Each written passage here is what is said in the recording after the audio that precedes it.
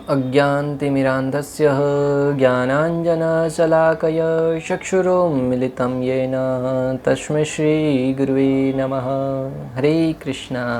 आज गीता श्रृंखला के सत्र क्रमांक 587 में आप सभी भक्तों का हार्दिक स्वागत है। आज हम श्रीमद् भगवद गीता के 18वें अध्याय के जो कि है उपसंहार तथा संन्यास की सिद्धि श्लोक क्रमांक 33 का अध्ययन करेंगे।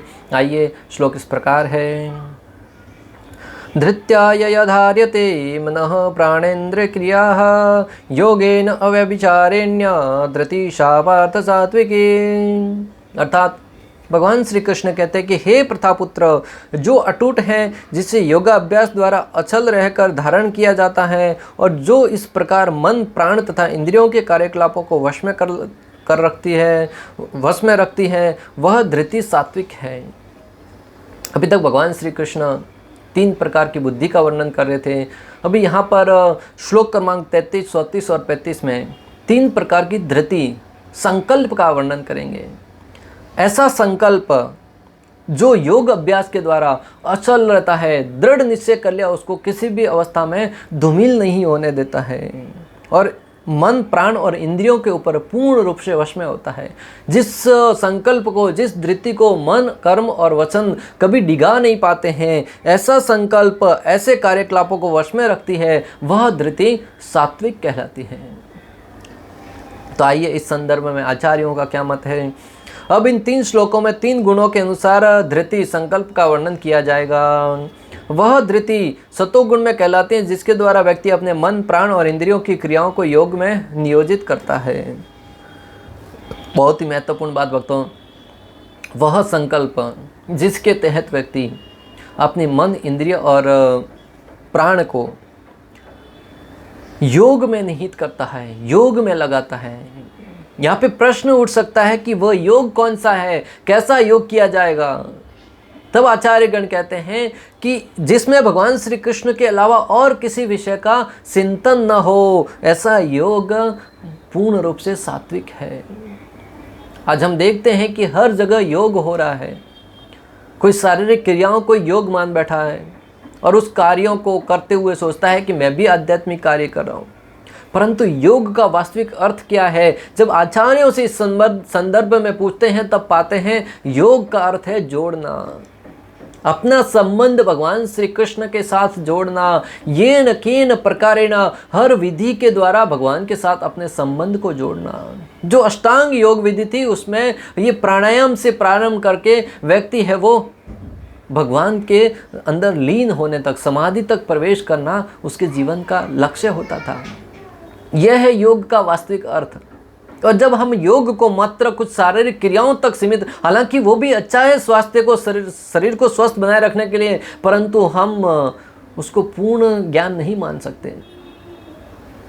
तो ऐसा ज्ञान, ऐसा योग जो हमें भगवान श्री कृष्ण की सेवा में लगाता हो, जो भगवान श्री कृष्ण के डायरेक्ट संपर्क में लाता हो, वह योग पूर्ण रूप से सात्विक माना गया है।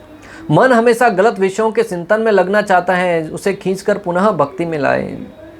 हमारा मन हर जगह हर समय इंद्रिय भोग में, गलत कार्यों में लगने के लिए हमेशा उतावला रहता है।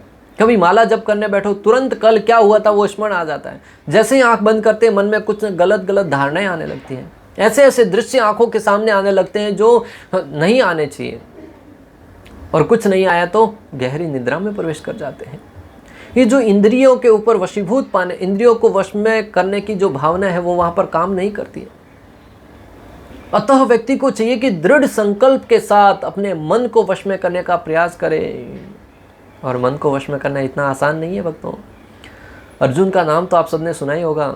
इतने महीनों से भगवद गीता का अध्ययन कर रहे हैं, सुन रहे हैं, पता ही होगा अर्जुन कौन है।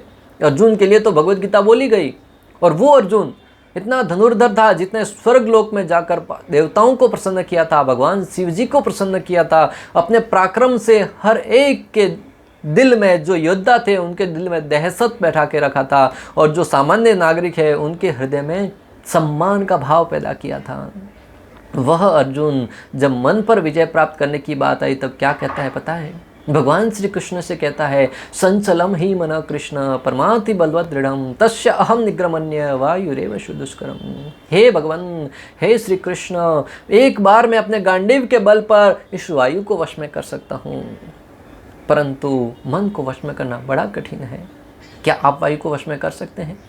अर्जुन के पास वह सामर्थ्य था जो वायु को वश में कर सकता था, परंतु फिर भी मन के सामने हार जाता था। और उस अवस्था में अगर आप और हम सोचते हैं कि मैं तो मन के ऊपर पूरा विजय प्राप्त कर लिया, तो ये हमारी अज्ञानता है, ये हमें अपने आप के साथ धोखा कर रहे हैं। परंतु भगवान कहते हैं कि अभ्यासेन तु कौन्तेय, अभ्यास के द्वारा हम इस मन को वश में भले न कर पाए, परंतु मन को सही दिशा में मार्गदर्शन कर सकते हैं। उस मन जब भी गलत दिशा में जाए, उसको खींचकर पुनः भगवान श्री कृष्ण के श्री चरणों में लगाइए। जैसे ही माला जप करते हैं, ध्यान कहीं और भटकता है मन, उस मन को तुरंत खींचें और श्री कृष्ण का जो उच्चारण कर रहे हैं, हरे कृष्णा कृष्णा कृष्णा हरे हरे, हरे राम राम राम हरे हरे, उस नाम को श्रवण करने में मन को लगाइएगा। और जब मन को भगवान की सेवा में लगाएंगे, निश्चित रूप से मन है वो वश में आ जाएगा। प्राय देखा गया है कि जो मन की तुलना एक कुत्ते से की जाती है कि कुत्ता है वो प्राय गंदी वस्तुओं की तरफ जल्दी आकर्षित होता है। भले पालतू कितना ही कुत्ता क्यों ना है, मालिक के साथ जाता है, गंदी वस्तुओं को देखकर तुरंत उसकी तरफ आकर्षित होता है। मालिक क्या करता है, जिस पट्टे से बांधा हुआ है उससे खींचकर पुनः अपने रास्ते पर लाता है, या उसके मुख पर कुछ ना कुछ ऐसा पैक करके रखता है जिससे उसका मुंह कोई गंदी वस्तु पर छू ना पाए। उसी भांति हमें अपने मन को उस कुत्ते की भांति ट्रीट करना है। जब भी गलत वस्तुओं पर, जब भी गलत विचारों की तरफ आकर्षित हो, तुरंत उस मन को खींचकर भगवान श्री कृष्ण के श्री चरणों की तरफ लाए, भगवान के नाम की तरफ लाए, भगवान की कथाओं की तरफ लगाए। इस प्रकार हम अपने मन को वश में करने का अभ्यास कर सकते हैं और धीरे धीरे निश्चित रूप से मन को फिर आदत पड़ जाएगी और हर समय वो भगवान का श्रवण करने में, नाम जप करने में, कथा सुनने में लीन रहेगा। इंद्रियां हमेशा भोग की तरफ आकर्षित होती हैं, दृढ़ संकल्प द्वारा नियंत्रित करना पड़ता है। प्राय हमारी इंद्रियां है वो भोग की तरफ आकर्षित होती है स्वाभाविक ही, और हर जगह ऐसे ऐसे लोभ लालच दिए जाते हैं। आज की तारीख में तो विशेष रूप से ऐसे ऐसे लुभावने ऑफर भक्तों, हर जगह ये लेंगे तो ये फ्री, इसके साथ ये फ्री, टीवी के माध्यम से, एडवर्टाइज के माध्यम से, इंटरनेट के माध्यम से अनेक प्रकार के ऑफर, भले वो किसी भी दृष्टिकोण से क्यों ना हो, व्यक्ति के मन को, इंद्रियों को आकर्षित करने वाले ही होते हैं।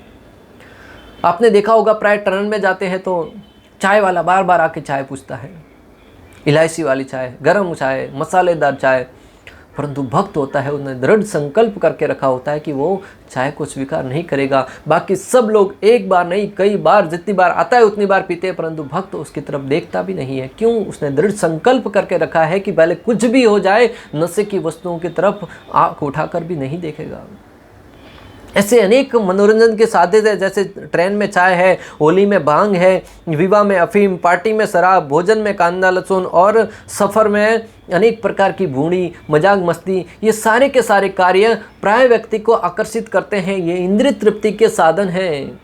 होली में लोग अनेक प्रकार की भांग बना के पीते हैं और उस भांग को पीकर इस प्रकार मदहोश होकर नशे की हालत में इधर उधर झूमते हैं, जो कुछ करने लगे वही करते हैं। कोई हंसता है, कोई बोलता है, कोई ऐसे पागलगिरी करता है, सब करते रहते हैं। यहाँ शिवरात्रि को भांग पीते हैं, विवाह आदि में मजाक मस्ती करते हैं। भले जिसके बारे में मजाक कर रहे हैं वो कितना ही दुखी क्यों ना हो, परंतु उसकी मजाक उड़ाने में हमेशा लगे रहते हैं। भोजन करने में अनेक प्रकार के तामसिक वृत्तियाँ, कांदा लहसुन से युक्त मसालेदार तड़का भोजन, भले आंखों से आंसू बह रहे हैं परंतु फिर भी उसको खाने में स्वाद ले रहे हैं। आंखों से अश्रु बह रहे हैं फिर भी कहते हैं और थोड़ा तीखा बनाओ, और थोड़ा तीखा बनाओ, और उसको खाने में इतनी पीड़ा हो रही है, पेट में जाकर कितनी पीड़ा देता होगा, कोई विचार नहीं करता है। नशे की वस्तुओं को, शराब आदि को बड़े ही शान के साथ, ये तो क्षत्रिय शान है या हमारे कार्य की शान है, ऐसे अनेक प्रकार के शान के रूप में उसको स्वीकार करते हैं, जो कि व्यक्तियों के घर तबाह कर देते हैं। जो सभ्य और सुशिक्षित समाज के लोग हैं वो प्राय नशे की आदतों से अपने आप को दूर रखना चाहते हैं और रखते में सफल भी होते हैं। परंतु भक्तों, ये सारे के सारे लुभावने ऑफर, ये सारी की सारी बुरी आदतें, तब तक व्यक्ति इनसे नहीं बच सकता जब तक वो अपने आप को हरि नाम से नहीं जोड़ेगा, सही मार्गदर्शन से नहीं जोड़ेगा। जब व्यक्ति को विवेक होगा कि ये गलत है, ये नहीं करना चाहिए, ये सही है, ये करना चाहिए, और वो दृढ़ संकल्प के साथ दृढ़ निश्चय करके घर से निकलेगा कि नहीं, भले कितनी ही समस्याएं जीवन में क्यों ना आए, मैं उस तरफ नहीं मुड़ूंगा, तो नहीं मुड़ेगा।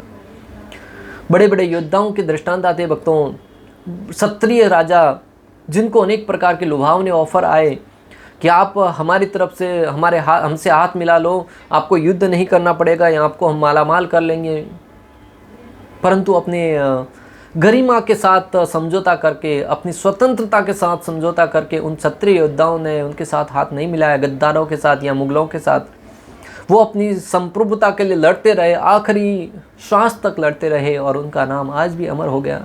कारण उन्होंने दृढ़ संकल्प किया था कि भले जीवन का अंत हो जाए, परंतु अपने जो सिद्धांत हैं उनके साथ समझौता नहीं करेंगे। और दृढ़ संकल्प के साथ जीवन में जीना बहुत कठिन है, और ऐसे दृढ़ संकल्प करके, जो सही का मार्गदर्शन करके, सही और गलत में निर्णय करके सही दृढ़ संकल्प करता है, वह व्यक्ति जीवन भर ऐसे ऐसे मुकामों को हासिल करता है जो कोई नहीं कर सकता। हरिदास ठाकुर का दृष्टांत आता है भक्तों, उन्होंने दृढ़ संकल्प किया था कि दिन की 192 माला करके ही कुछ करेंगे, कार्य करेंगे, या जीवन की निद्रा अवस्था है उसको करेंगे, या जो भी जीवन के कार्य करने हैं। हरिदास ठाकुर के इस कार्यों को देखकर लोगों को जलन होने लगा।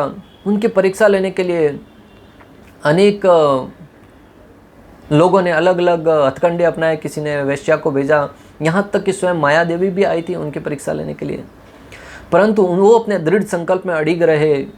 वो अपने दृढ़ संकल्प से टस से मस नहीं हुए, और माया देवी स्वयं वहाँ से उनसे कृष्ण नाम की दीक्षा लेकर चली गई। भक्तों, हमें भी अपने जीवन में दृढ़ संकल्प लेना है, भले कैसी ही परिस्थिति क्यों ना आए, हम श्री कृष्ण के नाम को नहीं छोड़ेंगे, भक्ति के मार्ग को नहीं छोड़ेंगे। जीवन में अनेक उतार चढ़ाव आएंगे। हमारे पूर्वजों ने क्या क्या समय नहीं देखा है, जहाँ एक और मुगलों ने तलवार के बल पर उनको धर्म परिवर्तित करने के लिए विवश किया। कुछ लोग हो भी गए, और आज ऐसे अनेक लोग हैं जो आज अपने आप को मुस्लिम मानते हैं या मुगल मानते हैं, वो सनातन धर्म से कन्वर्टेड होकर हुए हैं, परंतु जो अपने सिद्धांत में, अपने लक्ष्य में अड़िग थे, उन्होंने दृढ़ संकल्प किया था भले जान चली जाए, परंतु किसी और धर्म को, अधर्म को स्वीकार नहीं करेंगे। और उनके अड़िग रवैये के कारण आज भी हम देखते हैं कि सनातन धर्म, सनातन संस्कृति है वो जीवित है, और वो उचित मूल्यों के आधार पर जीवन जी रहे हैं। सनातन धर्म ही एक ऐसा धर्म है जिसके अंदर भक्तों एक सामान्य से सामान्य जीव के ऊपर भी करुणा की जाती है, दया की जाती है। फिर अन्य पशुओं को या मनुष्यों के ऊपर तो अत्याचार करने की बात ही कहाँ आती है। और अन्य धर्मों में देखिए भक्तों, जो अपने आप को धार्मिक तो मानते हैं, सबसे शांति प्रिय धर्म भी मानते होंगे, परंतु जब जब दूसरों पर हिंसा करने की बात आई है, वो हमसे हमेशा आगे रहे हैं। आतंकवादी हमले हो, या किसी सामान्य पशुओं का वध करना हो, किसी व्यक्ति को काफिर कहकर उनका वध करना हो, हर जगह उन्होंने अत्याचार किए हैं, और अपने आप को निर्दोष बताने में फिर भी पीछे नहीं रहते। इस प्रकार हम समझ सकते हैं कि दृढ़ संकल्प का जीवन में कितना महत्व है। भक्ति में प्रगति करने की एकमात्र योग्यता है स्वैच्छिक प्रयास। दृढ़ निश्चय के साथ यह निर्णय लेना कि मैं प्रयास करता रहूंगा। किसी ने महाराज से एक बार प्रश्न पूछा कि भक्ति में प्रगति करने की योग्यता क्या है। उसने सोचा कि महाराज कहेंगे कि ये आरती, मंगल आरती में आना चाहिए, माला ये करना चाहिए, वैसा करना चाहिए, परंतु महाराज ने सरल भाषा में 100 बात की एक बात, एक सामान्य उत्तर देते हुए कहा कि दृढ़ निश्चय के साथ स्वैच्छिक प्रयास करना, भगवान श्री कृष्ण से प्रेम करने का, भगवान श्री कृष्ण को प्राप्त करने का, यही है भक्ति में प्रगति करने का मूल सूत्र। अगर कोई व्यक्ति भक्ति में प्रगति करना चाहता है तो इस सिद्धांत को गांठ बांध लेना कि स्वैच्छिक प्रयास के द्वारा ही, दृढ़ संकल्प के द्वारा ही हम उस भक्ति के मार्ग को प्राप्त कर सकते हैं और भगवान को प्रसन्न कर सकते हैं। अन्यथा गुड़ी गुड़ी मंदिर गए, कभी नहीं गए, कभी गए कभी नहीं गए, किसी ने बुलाया तो चले गए, कभी माला किया कभी नहीं किया, कभी कथा सुना कभी नहीं सुना, आया राम गया राम, ऐसे बने रहे तो जीवन में कभी प्रगति नहीं होने वाली। जितना सीरियस नहीं होंगे, जब तक जीवन में कोई प्राप्त करने की भूख नहीं होगी, तब तक उसको प्राप्त करना हमारे लिए बस की बात नहीं है। प्राय व्यक्ति जीवन में सफलता पाने के लिए सब कुछ बदलने को तैयार हो जाता है। प्राय व्यक्ति जीवन में सफलता प्राप्त करने के लिए हर कोई वस्तु बदलने के लिए तैयार हो जाता है। भले घर बदलने की बात आओ बदल देता है, व्यापार बदलने की बात आती है बदल देता है, नौकरी बदलने की बात आए बदल देता है, धर्म भी छोड़कर अन्य धर्म स्वीकार करना पड़े तब भी कर लेता है, कपड़े बदल देता है। इस कलर के कपड़े पहनने से प्रगति नहीं होगी तो वो छोड़ देता है, अन्य कलर के कपड़े पहनना प्रारंभ कर देता है, अपनी नौकरी बदल देता है। हर एक वस्तु, स्थान या धर्म बदलने के लिए तैयार रहता है, परंतु जब खुद को बदलने की बात आती है तब हमेशा असफल हो जाता है। बाहरी सारे के सारे सिद्धांतों को बदलने के लिए हमेशा तैयार रहता है, परंतु जब श्वेत अंदर की आदतों को सुधारने की बात आए तब हमेशा व्यक्ति असफल होता है। और भक्तों, इस जगत के बाहरी आवरणों को बदलने के लिए प्रयासरत मत होइएगा। ये बाहर के वातावरण वैसे ही रहने वाले हैं, हमारे जैसे कितने आए और कितने गए ये यथावत बने हुए हैं। अगर जीवन में कुछ करना चाहते हैं तो अपने अंदर की आदतों को बदलिए, दृढ़ संकल्प के साथ खड़े होइए और कुछ करने के लिए आगे बढ़िए। इस जगत के अनेक कार्यों को, अनेक घटनाओं को बहाना बनाकर अगर जीवन में हमेशा बैठे रहे ना तो जीवन में कभी आगे नहीं बढ़ पाएंगे। जो व्यक्ति जीवन में सफल हुआ है उन्होंने निश्चित रूप से अपने दृढ़ संकल्प के साथ उसको प्राप्त करने के लिए प्रयासरत हुआ है, आगे बढ़ा है। यह जीवन की वास्तविक सत्यता। अगर व्यक्ति बहाने बनाना छोड़कर किसी लक्ष्य को प्राप्त करने का दृढ़ निश्चय कर ले तो दुनिया की कोई ताकत नहीं जो उसे रोक सके। बहुत ही सुंदर सिद्धांत भक्तों। अगर व्यक्ति इस जगत में बहाने बनाना छोड़कर किसी भी वस्तु को प्राप्त करने के लिए दृढ़ संकल्प कर लेना, दुनिया की कोई ताकत नहीं जो उसे प्राप्त करने से रोक सके। अरे बड़े बड़े रथी महारथी योद्धाओं ने सामने हजारों की लाखों की मात्रा में सेना थी, फिर भी जाकर उससे भिड़ गए और उस लक्ष्य को प्राप्त किया है। महाराणा प्रताप के पास मात्र 5000 सैनिक और कुछ साथियों के साथ मिलाकर मात्र 10,000 सैनिक था और सामने अकबर के पास 2 लाख सैनिक थे और वो अनेक प्रकार के तोप बारूदों से लैस थे, परंतु फिर भी महाराणा प्रताप अड़ीग होकर सामने जाकर भीड़ गए और इतिहास गवाह भक्तों उन्होंने 2 लाख सैनिकों का कत्ले आम कर दिया। बाद में एक और जगह से जब 50,000 सैनिक लेकर तीसरी टुकड़ी आई ना, उसके सामने पर युद्ध करते करते महाराणा प्रताप के बीच में समानता की स्तर आ गई। परंतु अगर तत्व से देखा जाए तो उनका जो दृढ़ संकल्प था, और उससे पहले चित्तौड़गढ़ में सामने अकबर के पास 40,000 सैनिक थे और महाराणा प्रताप अकेले अपने महल से निकले, उसके सामने जाकर झंडा गाड़ते हुए कहते हैं कि हे अकबर, अगर तुम्हारे अंदर सामर्थ्य है तो आओ, हो जाए दोनों हाथ, 2-2 हाथ। तुम्हारे पास इतनी सेना है और मैं अकेला आया हूँ, 2-2 हाथ हो जाए। अकबर भयभीत होकर वापस लौट गया। यह है दृढ़ संकल्प का निर्णय भक्तों। अगर तुम्हारे अंदर सामर्थ्य है, दृढ़ संकल्प है तो दुनिया की कोई ताकत नहीं जो तुमको डिगा सके। ऐसे अनेक दृष्टांत आए हैं शास्त्रों में भक्तों, जहां व्यक्तियों ने अपने बल बूते पर, अपने दृढ़ संकल्प के आधार पर दुनिया को झुकने के लिए विवश किया है। प्रत्येक व्यक्ति में, प्रत्येक शिशु में वह सामर्थ्य है, वह शक्ति है जो दुनिया के सामने दृष्टांत प्रस्तुत कर सकती है। आवश्यकता है तो हमारी शक्तियों को जानने की, आवश्यकता है तो हमारे अंदर के ज्ञान को ऊर्जावान करने की। हनुमान जी भक्तों, रामायण का प्रसंग, जब माता सीता को ढूंढने के लिए राम जी ने अलग अलग दिशाओं में अलग अलग टुकड़ियां भेजी, सारी की सारी टुकड़ी निराशा लौटकर आई, परंतु हनुमान जी जो गए थे जिस टुकड़ी के साथ, अंत में वो भी निराश होकर बैठे थे।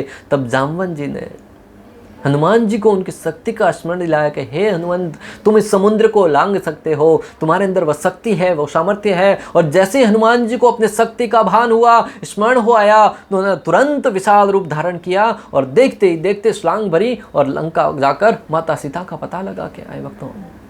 उसी भांति हमारे प्रत्येक व्यक्ति के अंदर वह सामर्थ्य है कि वो दुनिया के किसी भी कार्य को करने के लिए हम सक्षम है। आवश्यकता है तो ऐसे जामवंत जैसे गुरुओं की जो हमारी शिक्षा को, हमारे लक्ष्य को सही राह में लेकर जाकर हमारी शक्तियों को उजागर करें।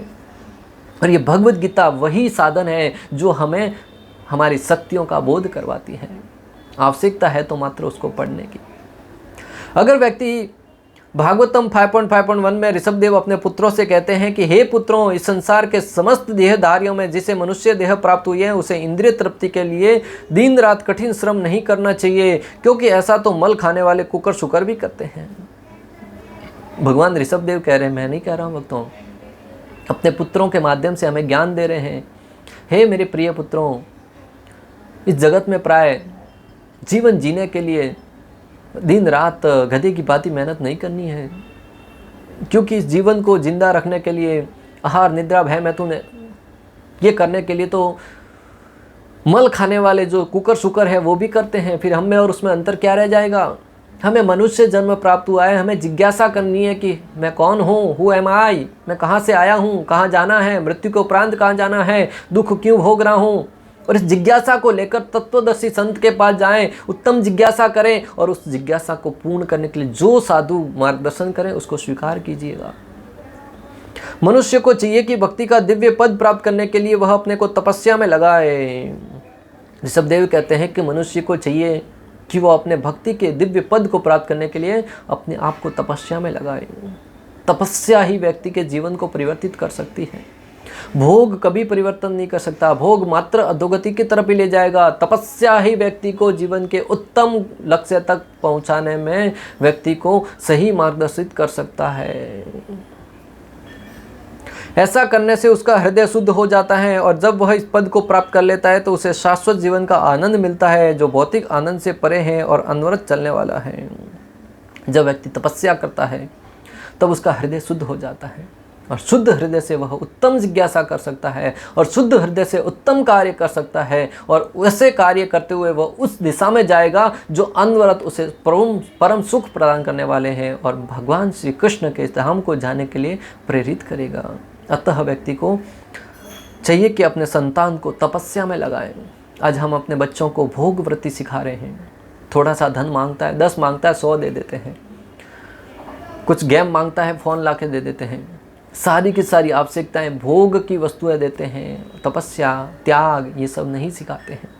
इस कारण से व्यक्ति के जीवन में जब थोड़े से संकट आते हैं, कष्ट आते हैं, वो टूट कर रह जाता है, क्योंकि उसको कठिन जीवन का सामना कभी किया नहीं है। भगवान श्री रामचंद्र जब गुरुकुल में वशिष्ठ मुनि के पास पढ़ रहे थे तब उनको हर एक त्याग के विषय में पढ़ाया गया, सिखाया गया। इसलिए जब रामचंद्र को कल उनका राज्याभिषेक होने वाला था, उसे एक दिन पहले रात को कहा जाता है तुम्हें 14 साल का वनवास दिया जाएगा। एक बार भी रामचंद्र जी विचलित नहीं हुए। माता कैकेयी ने कहा कि तुम्हें 14 वर्ष का वनवास देना है। प्रभु श्री रामचंद्र बहुत ही सहजता के साथ कहते हैं और कुछ माता? बोले भरत को राजा बनाना होगा। बोले और कुछ माता? आज हमारे पास से एक पेन कोई छीन लेता है, थोड़ा सा धन छीन लेता है, हम विचलित हो जाते हैं। और दूसरी तरफ आप देखिएगा प्रभु श्री रामचंद्र को सारा का सारा साम्राज्य का राजा बनाने वाले थे, एक ही क्षण में सब कुछ छीन लिया गया, परंतु वो जरा से विचलित नहीं हुए। क्यों? क्योंकि उन्होंने गुरुकुल में त्याग सीखा था। इतना ही नहीं भक्तों, जब वन में जाते हैं और भरत जी रही खड़ी बची उनकी चप्पल है, उनकी पादुका है, वो भी लेके आके राज सिंहासन पर रख देते हैं। तब नंगे पांव भगवान श्री रामचंद्र जाते हैं, तब कांटे सूखते हैं। लक्ष्मण जी कहते हैं कुछ तो पहन लीजिए। रामचंद्र जी कहते हैं इसीलिए तो मैंने त्याग किया था, इसलिए तो गुरुकुल में वो सब सीखा था। गुरुदेव को पता था कि आगे चल कर ये परिस्थिति आने वाली है, इसलिए उन्होंने मुझे त्याग सिखाया था, जो आज मेरे को सहायता कर रहा है। भक्तों, अपने बच्चे को जीवन में सफल बनाना चाहते हैं, जीवन में कभी वो टूट कर बिखर कर न रह जाए, इसलिए ऐसा तैयार करना चाहते तो अपने बच्चों को त्याग सिखाइए। हाँ, उसकी आवश्यकता पूर्ण करो, कंजूसी नहीं करना है, परंतु साथ ही साथ त्याग की उचित शिक्षाएं भी देते रहिए। वो उसके जीवन को सही मार्गदर्शन और गाइडेंस प्रदान करेगा। इस प्रकार श्लोक क्रमांक 33 का भक्ति वेदांत तात्पर्य पूर्ण हुआ। अंत तक हमारे साथ बने रहने के लिए आप सभी का हृदयपूर्वक प्रेम पूर्वक बहुत बहुत धन्यवाद। श्रील प्रभुपाद की जय, श्री श्री राधा गोपीनाथ भगवान की जय, श्रीमद् भगवद गीता की जय। हरे कृष्णा कृष्ण कृष्ण हरे हरे, हरे राम राम राम।